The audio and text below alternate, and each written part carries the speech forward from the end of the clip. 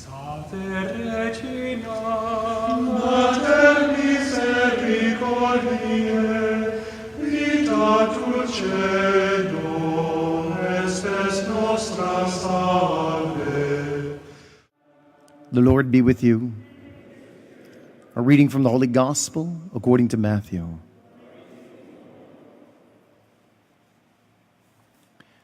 Some of the scribes and Pharisees said to Jesus, "Teacher, we wish to see a sign from you." He said to them in reply, "An evil and unfaithful generation seeks a sign, but no sign will be given it, except the sign of Jonah the prophet. Just as Jonah was in the belly of a whale for 3 days and 3 nights, so will the Son of Man be in the heart of the earth 3 days and 3 nights. At the judgment, the men of Nineveh will arise with this generation and condemn it, because they repented at the preaching of Jonah. And there is something greater than Jonah here. At the judgment, the queen of the south will arise with this generation and condemn it, because she came from the ends of the earth to hear the wisdom of Solomon, and there is something greater than Solomon here." The Gospel of the Lord. I'd like to go back to the book of Exodus this morning, where the book says that God made Pharaoh and the Egyptians obstinate. And so at a cursory reading of that, you might say, "Oh, God is so mean. He made Pharaoh so obstinate." Well, let's look at it this way for a minute. Let's say you have a petulant teenager, and you tell this teenager that they can't do such and such. And the teenager decides that they're going to dig their heels in and rebel against mommy and daddy and do exactly what they want, and they're going to do it in hyperactive mode. And all kinds of tragedies result as a consequence. Did the parent make the child do that? Is that a yes or a no? No. This is exactly what Pharaoh did. He's a petulant teenager, and God gave Pharaoh all these signs. He gave Pharaoh 10 signs as to how impotent he really was, and how impotent his gods were, and how little control he really had over everything. He gave him all these signs. Pharaoh would not look at the signs and take notice. Instead, he dug his heels in, and he did what he wanted. And the people of Israel are also not so innocent, because they're leaning in that direction. Would have been better to stay in Egypt instead of coming out here. So they're becoming rebellious, and they're getting ready to dig their heels in also, except when they see the seas part, the sign is revealed to them and they understand. And so the sign does what it was supposed to do. It opens their eyes, and they see the glory of God and all the possibilities. There's a rabbinic parable that says, however, that the sea did not part until Moses stuck his first foot into the water. It was an act of faith. God said, "I'm going to do this, trust me."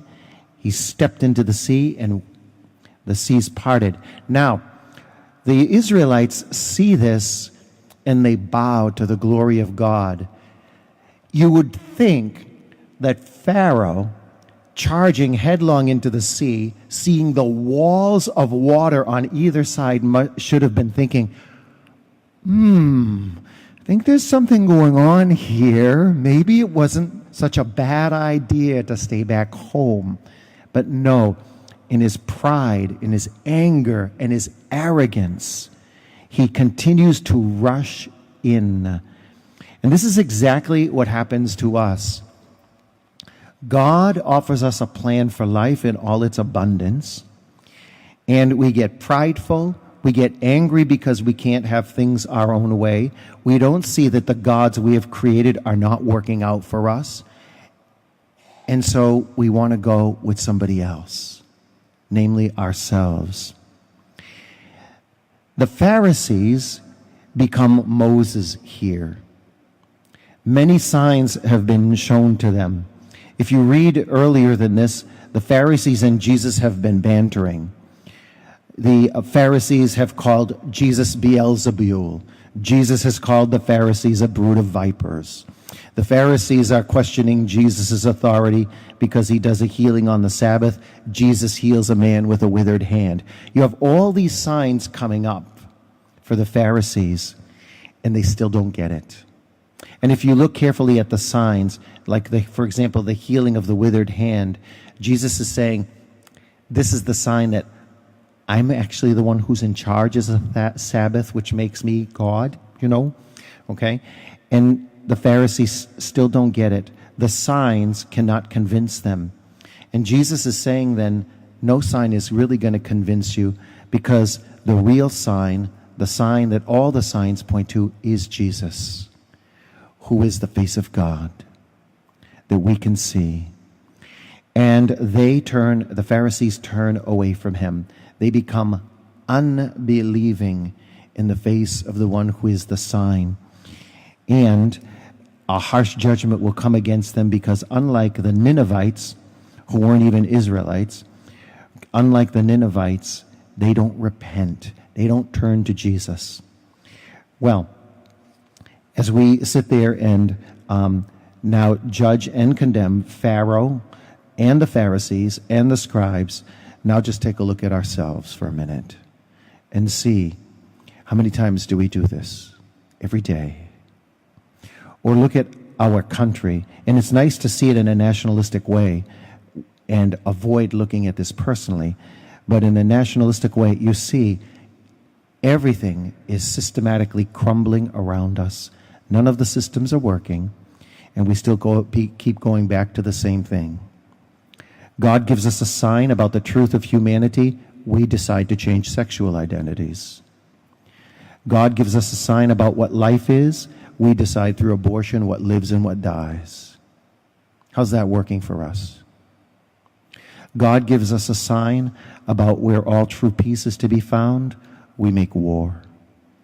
God gives us a sign in the Eucharist where the source of all life can be found, in his body and blood and his soul and his divinity. We look and we raise up other things. No. The signs are given, and it's up to us to embrace them and to turn to Christ. Regina Celi, let our